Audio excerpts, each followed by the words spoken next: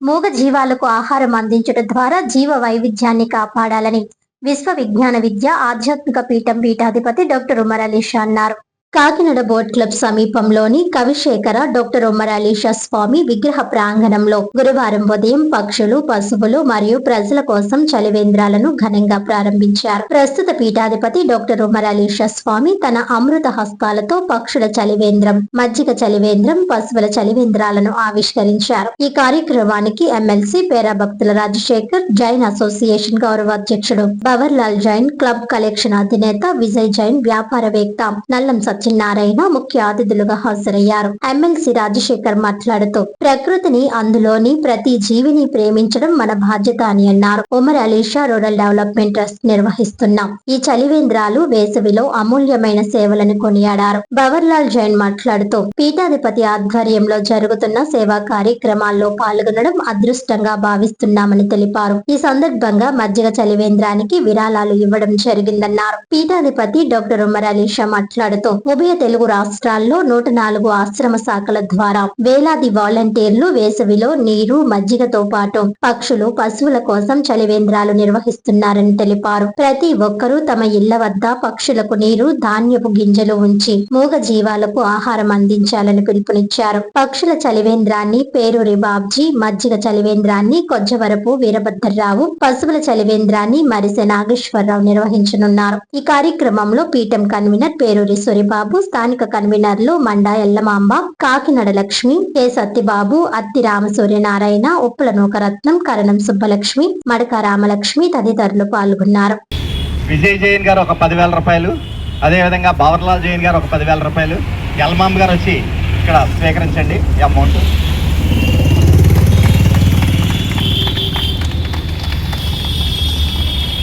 గట్టిగా చప్పట్లు కొట్టాలి.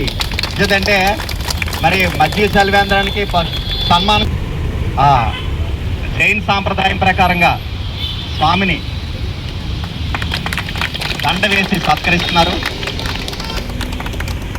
వారిని కూడా విజయ్ జైన్ గారిని కూడా స్వామి సాల్వతో సత్కరిస్తారు. ముందు బవర్లాల్ జైన్ గారు.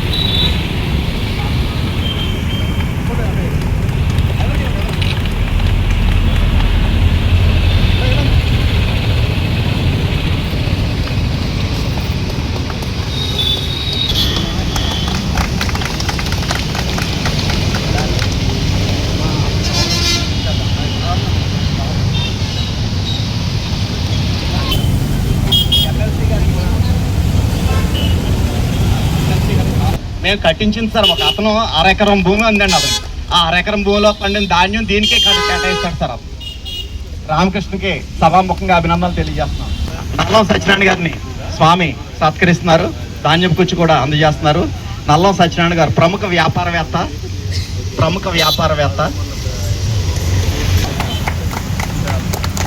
Retired teacher. మన ఉమరాలి సాక్షరలో జన విచార వేదిక తరఫున విద్యాంగంలో కూడా పాల్గొన్నారు. సాలోతో సత్కరించి ధాన్యం కుచ్చి అందజేస్తారు. అందరూ కూడా ఇప్పుడు ధాన్యం కుచ్చి తీసుకుని అందరూ కూడా ఒకసారి చేతితో పట్టుకుని ఒకసారి ఐగర్ కూడా ఒకటి నిర్బంధం అండి. ముగ్గురు పట్టుకుని ఒకసారి ముగ్గురికి ఇస్తున్నారు అన్నట్టు.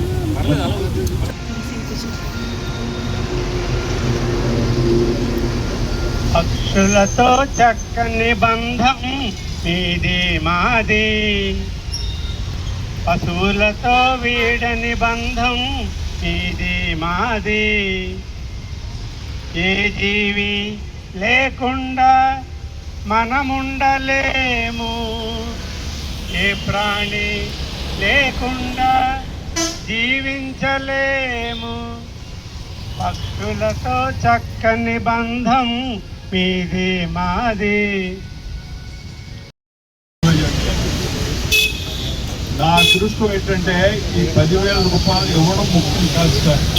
ఈ గురువు గారి యొక్క ఆశీస్సులు, ఆయన నా కన్నా వయసులో చిన్న అయినప్పటికీ డాక్టర్ నా వయసు 71 years సార్. సరే కొంత నాకన్నా వయసు చిన్న అవ్వచ్చు, కానీ నేను ఈ శిష్యుడిని గత 36 సంవత్సరాల నుంచి పిలిచిన పిఠాపురం పిలిచిన, పిట్రాడ పిలిచిన, ఇక్కడ ఎక్కడ పిలిచినా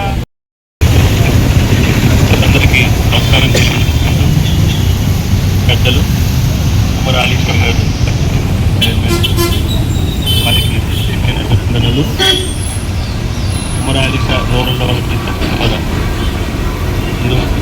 బోట్ క్లబ్ ఆవరణలో మనుషులకే కాదు పశుపక్షులకు కూడా మరి మూగజీవులకు కూడా మరి ఈ వేసవి కాలంలో నీరు కానీ ఆహారం కానీ అందించడం చాలా శుభపరిణామం. ఆయన మాటల్లో సమతుల్యత, జీవ వైవిధ్యం రెండు గొప్ప విషయాలు చెప్పారు. పశు పక్షాదులకు ఉమరలీషా రూరల్ డెవలప్మెంట్ ట్రస్ట్ ద్వారా బోట్ క్లబ్ వద్ద ఈ రోజున సముద్రాన్ని ఏర్పాటు చేసి తద్వారా దాహార్తిని తీర్చి భగవత్ సేవ చేసుకున్నట్లుగా మనం పరిగణించుకోవచ్చు. ఈ విధంగా ప్రతి ఒక్కరూ వారి వారి ప్రాంతాల్లో చలివేంద్రాలు ఏర్పాటు చేసుకొని భగవత్ సేవ చేసుకున్నట్లయితే మనందరికీ భగవంతుని యొక్క ఆశీస్సులు ప్రసాదింపబడతాయి. ఈ విధమైనటువంటి కార్యక్రమాన్ని ప్రతి సంవత్సరం కూడా గత 25 సంవత్సరాలుగా ఉభయ తెలుగు రాష్ట్రాల్లో చలివేంద్రాలు ఏర్పాటు చేసుకోవడం, ఆర్తిని తీర్చి భగవత్ సేవ చేసుకునేటువంటి అవకాశాన్ని అనేక మంది ఉపయోగించుకుంటున్నారు. అదేవిధంగా మూగజీవులు కూడా దాహార్తిని తీర్చి వాటి యొక్క సేవను కూడా మనం చేసుకోగలిగినట్లయితే అది కూడా భగవత్ సేవగా పరిగణించబడుతుంది. అందులో భాగంగా ప్రతి ఒక్కరూ తమ ఇళ్ల దగ్గర ఒక ప్లేట్లో కొంచెం నీళ్లు పోసి చిరుధాన్యాలు ఆ పక్షులు రావడానికి వీలుగా ఉన్నటువంటి అనుకూలమైన ప్రదేశంలో తమ ఇళ్ల దగ్గర ఆ ఏర్పాట్లు చేసినట్లయితే పక్షులు మన ఇంటికి రావటం, అతిథులుగా వచ్చి ఆ గుక్కడి నీళ్లు, ఆ చిరుధాన్యాలు తిని ఆ భగవంతుని యొక్క ఆశీస్సులు ఆ మూగజీవులు మనపై ప్రసరింపజేస్తాయి.